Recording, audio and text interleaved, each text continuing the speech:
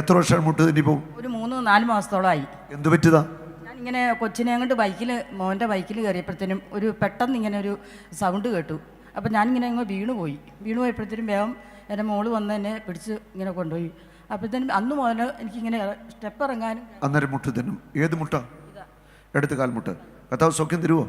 തരും. വിശ്വാസമുണ്ടോ? ആ കാലം ഇങ്ങോട്ട് നീക്കി വെച്ച് ഞാൻ ഈ കാലം ചവിട്ടാൻ പോവാ. ഇങ്ങോട്ട് നോക്കി, എന്നെ നോക്കി, എൻ്റെ കണ്ണിലേക്ക്. യേശുവിൻ്റെ നാമത്തിൽ ഈ കാൽമുട്ട് ഇനി തന്നത്തില്ല.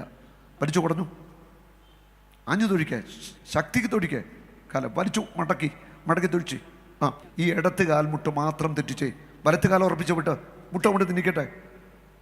തെറ്റിക്കേ, തെന്നത്തില്ലെന്ന്. നല്ല ബലത്തിനും കൊണ്ട് തെറ്റിക്കേ. ഈ സൈഡിലേക്ക്, അങ്ങേ സൈഡിലേക്ക്, ഇങ്ങേ സൈഡിലേക്ക്, മുന്നോട്ട് ശരിക്കും അമ്മയ്ക്ക് അങ്ങോട്ട് തെറ്റിച്ചേ. ഇനി ഒന്ന് കയ്യെ പിടിച്ചോ, പട്ടം കറക്കിക്കേ, കൈ പിടിച്ച്. ഹല്ലേലൂയ. ഇനി ഈ മുട്ട് തെന്നത്തില്ല. ഇപ്പൊ തെന്നുന്നുണ്ടോ? ഇല്ല, തെറ്റുന്നില്ല. Oh Jesus, you are my Lord.